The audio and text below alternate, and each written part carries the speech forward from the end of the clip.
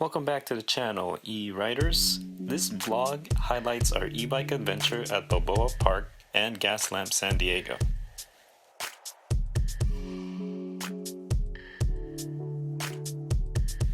The bike I am on is a Zugo Rhino and my wife Crystal is using a Super73 S2. Our Airbnb was towards Balboa Park area and we biked all over.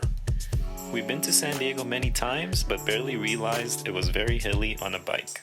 Nonetheless, it's amazing to tour landmarks on an e-bike's point of view.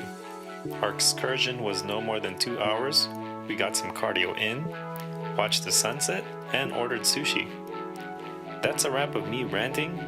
Kindly like and subscribe to support the channel, and don't forget to check out our meetup link in the description below for future group rides.